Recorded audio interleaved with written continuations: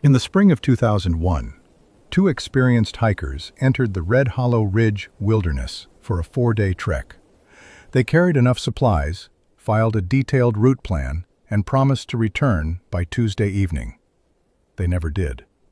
For 23 years, their disappearance remained one of the most baffling missing persons cases in the Rocky Mountain region. No bodies, no evidence, no answers, until a routine trail maintenance crew made a discovery that would unearth secrets far more terrifying than anyone had imagined. What they found didn't just solve the mystery. It revealed that some disappearances are worse than death. I need you to understand something before I go any further. I've been sitting with this story for a long time, years actually, and there are parts of it I still can't say out loud without my hands going cold.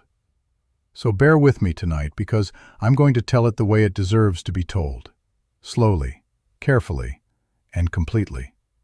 Jason Miller and Emily Parker were not careless people. That's the first thing everyone gets wrong about them.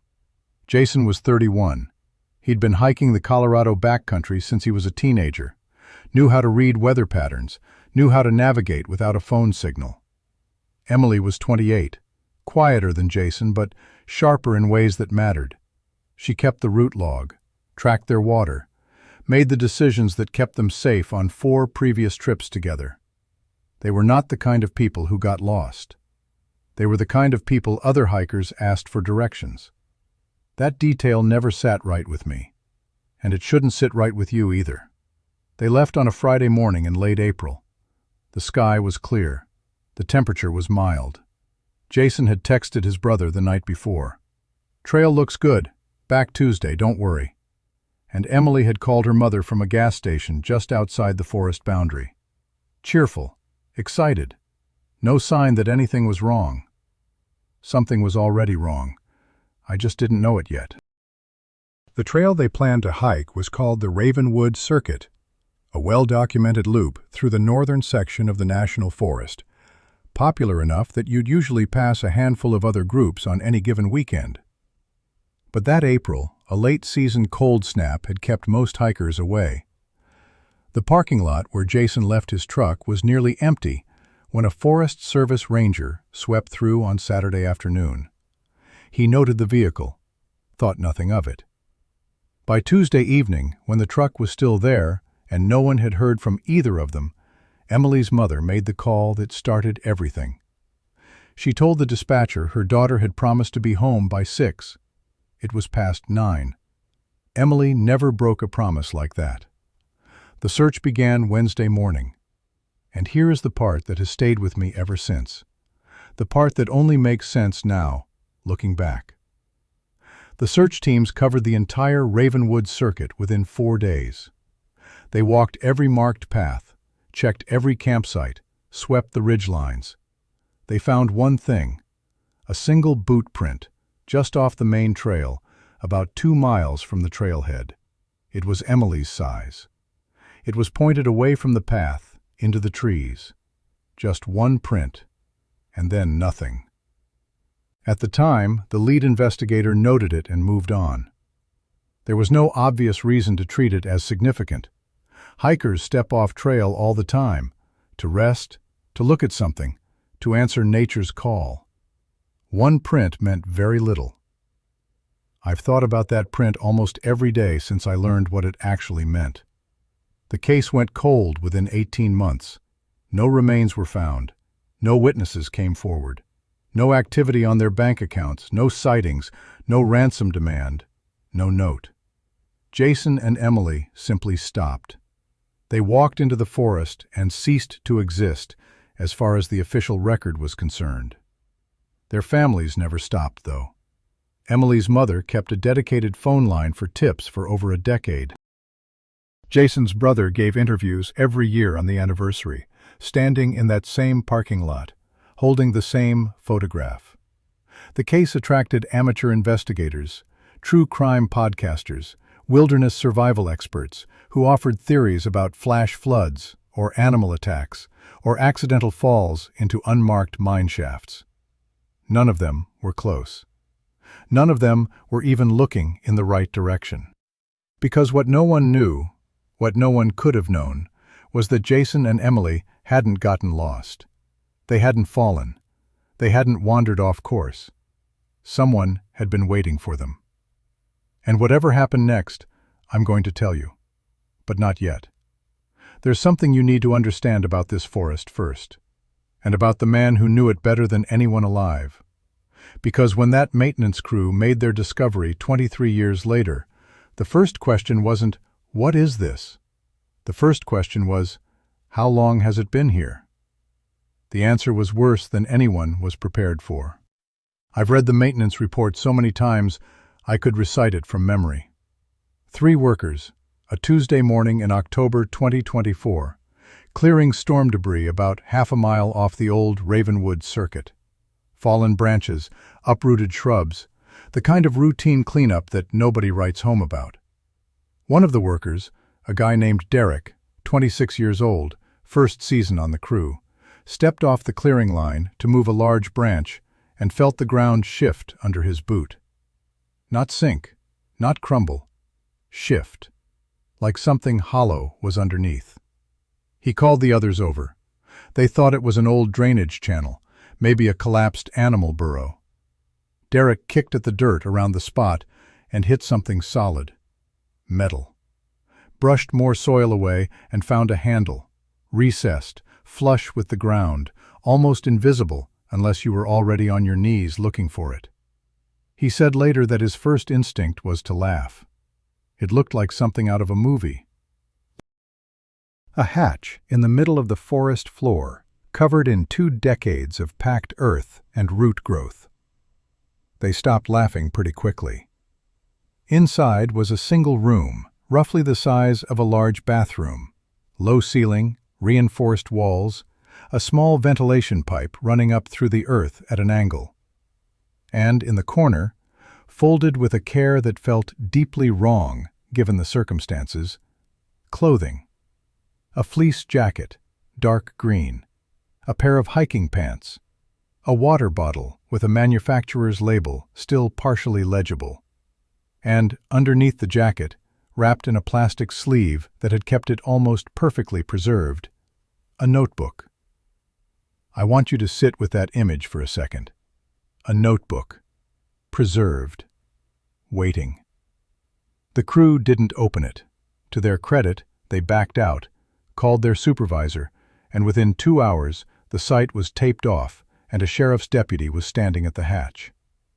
The notebook went to the county evidence lab that same evening, and when the lead analyst opened the front cover and read the name written there in careful, even handwriting, Emily R. Parker, the cold case that had been sitting in a filing cabinet for over 20 years became the most active investigation in the state overnight. What was inside those pages is something I'm going to walk you through carefully, because the details matter. The order of the details matters. But before I get there, I need to tell you something the initial reports left out, something that didn't make it into any of the early news coverage, and that I only learned much later. When the forensic team finished documenting the bunker, one of them noticed something on the far wall, partially hidden behind where the clothing had been folded. Symbols carved into the concrete. Rough, uneven, clearly made by hand. Some of them looked like tallies. Others looked like something else entirely. Something that suggested this room had not been built for Jason and Emily. Something that suggested they were not the first. That detail kept me awake for 3 nights straight. And it's going to matter more than you can possibly imagine right now. The notebook had 91 pages. 43 of them were filled. I'm going to be honest with you. When I first read the summary of what Emily had written, I had to put it down and walk away. Not because it was graphic. It wasn't. Not in the way you might expect. It was worse than that. It was lucid. Calm in places where no human being should be calm. Detailed in the way that only someone who has accepted their situation and decided to document it anyway can be detailed.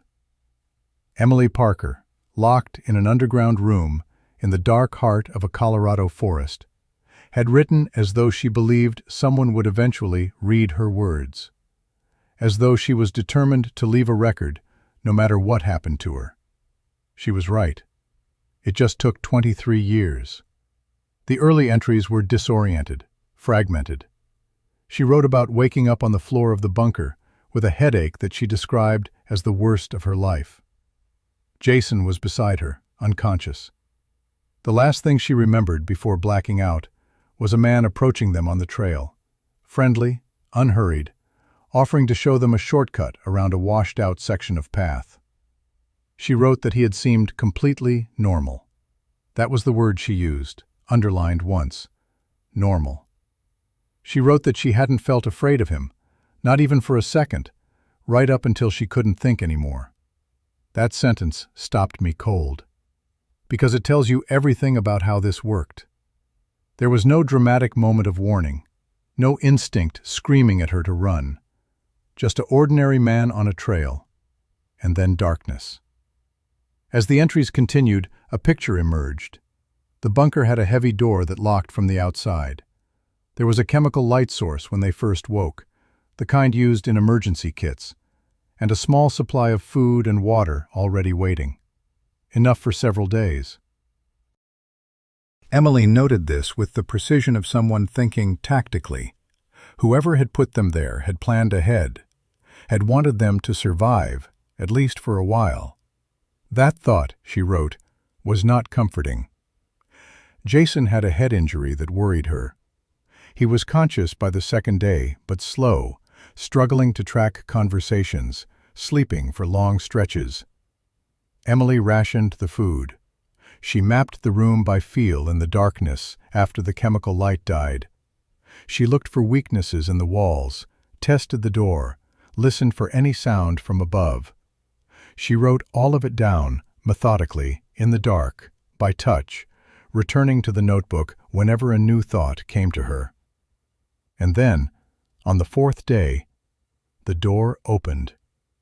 She didn't describe the man in detail, only that he was tall, that he moved quietly, that he left fresh supplies without speaking a single word, and was gone before she could process what had happened. The door locked again behind him. Emily wrote one line about it, and then stopped for 2 pages before continuing. I think those 2 blank pages say more than anything she actually wrote. He came back. That's what the rest of the notebook was about. Not rescue, not escape, the returning. The supplies left in silence. The sense of being observed without being spoken to. Emily wrote that the not knowing was the thing that hollowed her out the most. Not what he had done, but what he might be deciding. Every time the door opened, she didn't know if it would be the last time. Every time it closed, she didn't know if he was still standing on the other side, listening. She wrote her mother's phone number from memory on the last filled page. Underneath it, 3 words. I'm not ready to tell you what those 3 words were. Not yet. Because to understand what they meant, really understand them, you need to know who was on the other side of that door. And that story begins not in the forest, but in a small contractor's office 40 miles away, with a man named Calvin Rhodes, who had been hiding in plain sight for a very long time.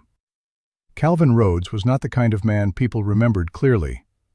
That sounds like a strange thing to say, but it's the detail that investigators kept coming back to.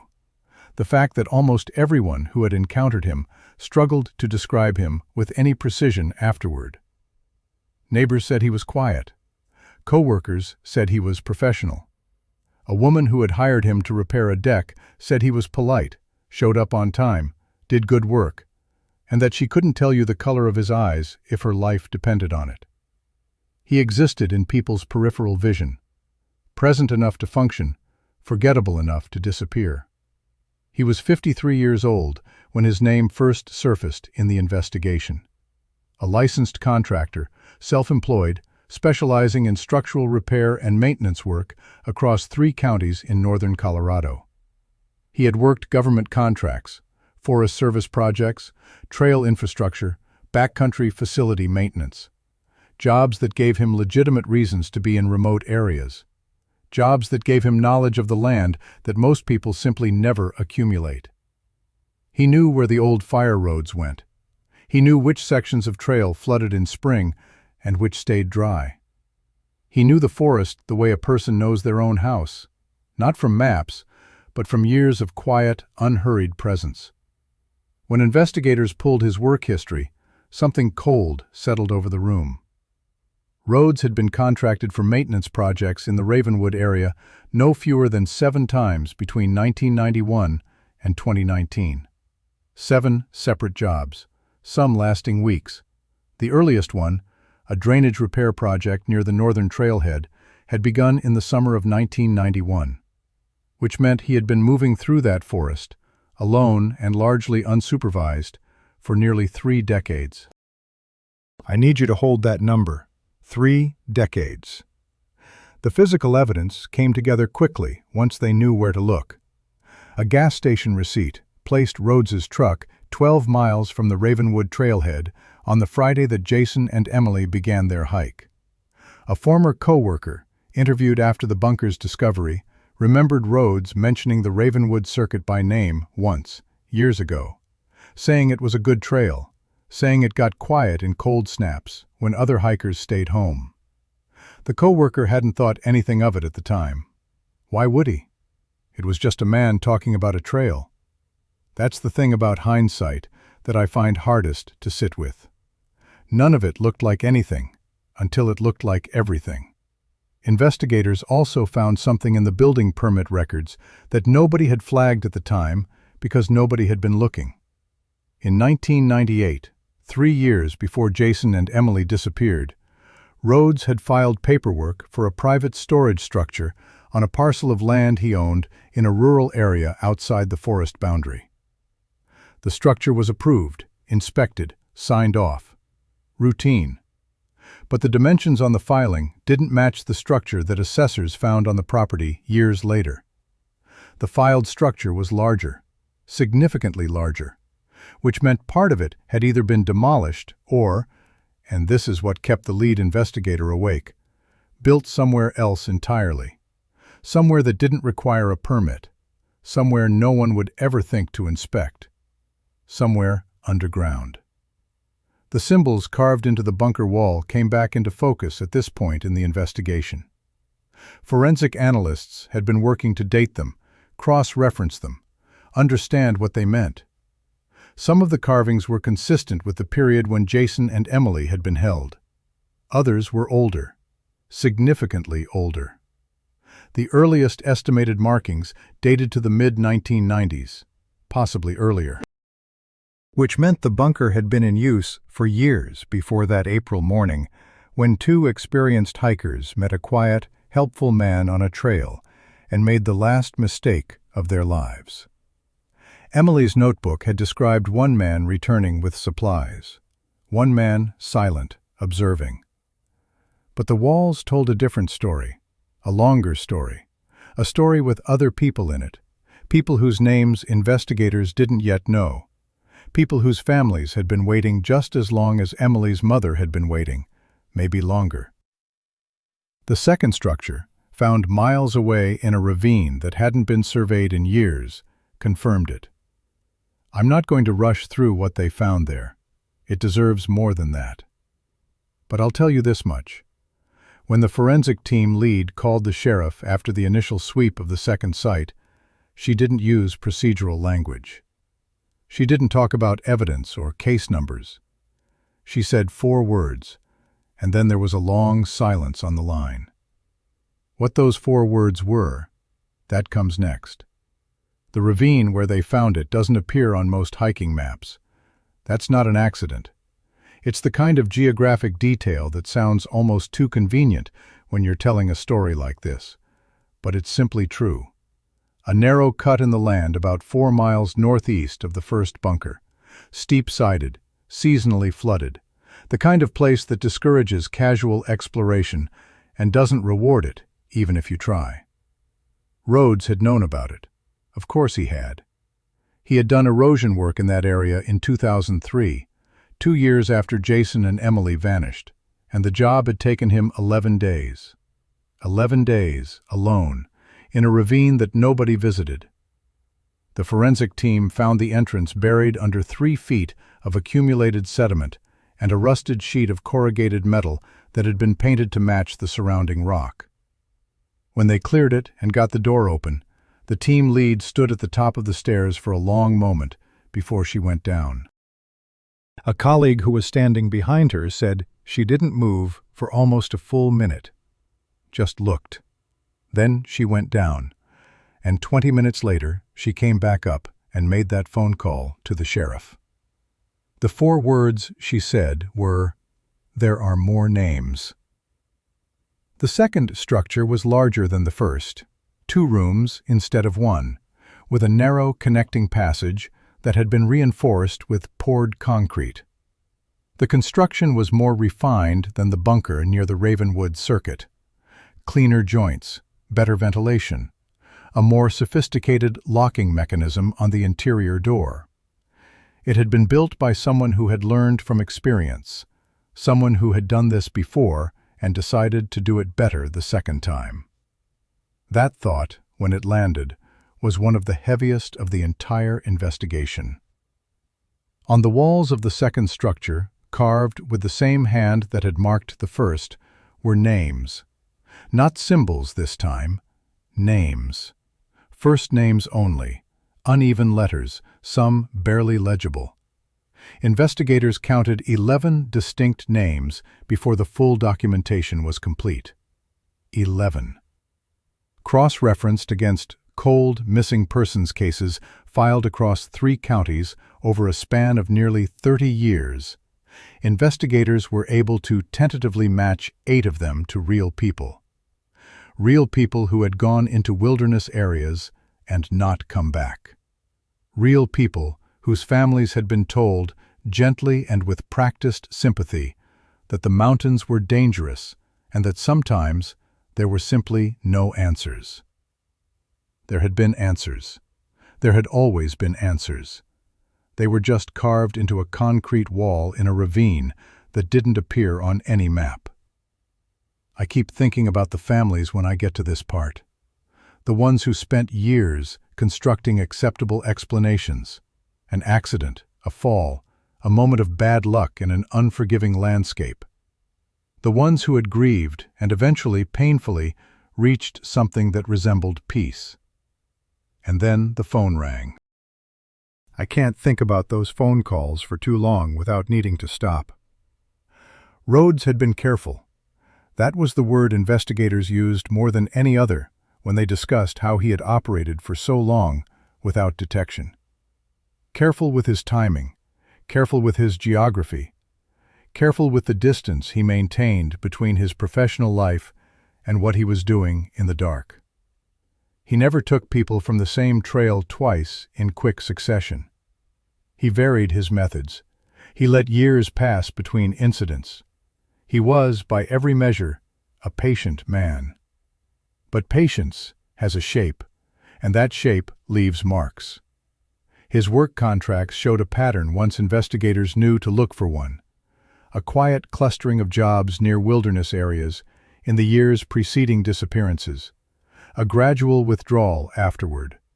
A migration to new areas once any local attention had faded. He had moved through the region like a slow tide, and the missing persons cases had moved with him. And no one had connected them because they spanned jurisdictions, decades, and the kind of geographic distance that makes patterns invisible until someone lays everything out on a single map. That map existed now. Pinned to a board in a county sheriff's conference room, it showed Rhodes's contract history alongside the locations of unsolved disappearances across 3 decades. The lead investigator said later that when she first saw it completed, she had to leave the room. That she stood in the parking lot in the cold for 10 minutes before she could go back in. By the time that map was on the board, Rhodes had already been located. A remote cabin, 60 miles from the nearest town, registered under a name that took 3 days to trace back to him. Deputies were dispatched. The drive took over 2 hours on roads that turned to dirt halfway there. What they found when they arrived, I've been circling it this whole time, and I think you already sense that it isn't simple. It isn't the ending that closes things neatly. It's the kind of ending that answers every factual question and leaves everything else wide open. That's the last part. And I'll tell it straight. The deputies arrived at the cabin at just past noon on a Thursday in November. The drive had taken 2 hours and 19 minutes, most of it on roads that didn't have names anymore, through the kind of landscape that makes you understand, viscerally, why someone could disappear out here and stay disappeared. The lead deputy said later that the cabin looked peaceful from a distance. Smoke had been coming from the chimney recently. The ash was still warm when they checked. A pair of work boots sat on the porch, aligned neatly side by side. A coffee mug on the railing, half full, gone cold. The small, ordinary details of a life that had continued right up until it didn't. Calvin Rhodes was inside. He had been dead for approximately 18 hours. He had left 2 things on the table in the center of the room. The first was a stack of journals, 7 of them, cloth-bound, filled edge to edge in the same small, even handwriting that investigators would later confirm matched notations found in the bunkers. The second was a hand-drawn map, folded once, marked with locations that the forensic geography team would spend the next 4 months verifying. Some of those locations yielded physical evidence. Some yielded things that allowed families to finally hold funerals. Some are still being investigated as I'm telling you this tonight. I want to be careful here, because the journals are not something I'm going to detail extensively, partly out of respect for the families, partly because some of what Rhodes wrote belongs to a psychology I don't fully understand, and I'm not sure I want to. What I will tell you is this: he had been doing what he did since 1993. His first entry was dated June of that year. He had written about it the way someone writes about a project: methodical, considered, with a kind of interior logic that was coherent enough to follow and disturbing enough that the forensic psychologist assigned to the case requested a rotation off it after 2 weeks. There was one page near the middle of the 4th journal that the lead investigator mentioned in a later interview. She didn't quote it directly. She said only that it was the moment she understood that Rhodes had never experienced what he did as wrong. Not recklessly, not in denial, simply, genuinely, without the internal architecture that would have allowed that recognition. She said it was the loneliest thing she had ever read. I've thought about that word, lonely, and I think she was right, and I think it applies to more than just Rhodes. Emily's 3 words, the ones she wrote beneath her mother's phone number on the last filled page of her notebook. I told you I'd come back to them. They were, "Someone will come." Not a plea, not a question, a statement, written in the same steady hand as everything else she had documented. She had decided it was true, and she had written it down, and 23 years later, someone did. That's the part of the story I return to most often, late at night, when the rest of it gets too heavy. The map Rhodes left behind has so far led investigators to confirm the fates of 11 people who had been listed as missing across 3 counties. 8 families have been notified. The remaining cases are active. The Ravenwood Circuit Trail was closed for 7 months during the investigation and reopened last spring with new signage and a small memorial near the trailhead. Jason Miller's brother attended the dedication. Emily Parker's mother was too unwell to travel, but sent a letter that was read aloud at the ceremony. I wasn't there, but someone who was told me that when the letter was finished, nobody spoke for a long time. That silence feels right to me. Some things don't need to be filled in. Here is what I keep coming back to, as a final thought, not as a conclusion, because I don't think a story like this has one, but as the thing that sits with me longest. Rhodes was not a ghost. He was not some force of nature, not an abstract evil. He was a man with a contractor's license and a truck and a working knowledge of drainage systems, who moved through the world quietly enough that no one looked directly at him for 30 years. The forest didn't make him dangerous. The remoteness didn't make him dangerous. The thing that made him dangerous was how completely ordinary he appeared, and how little we are trained to look past that.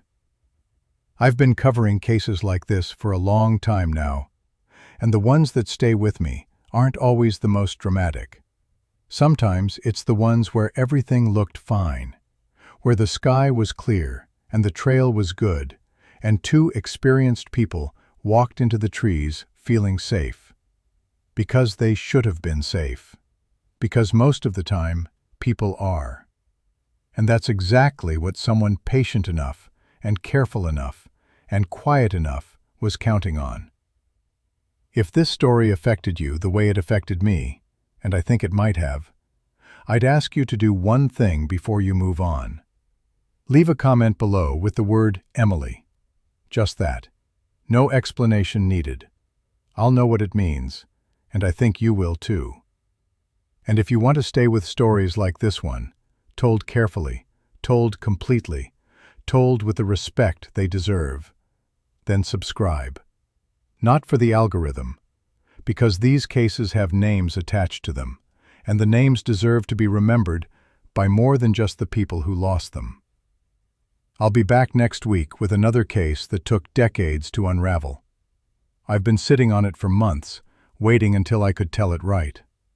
I think I'm ready. I hope you'll be here.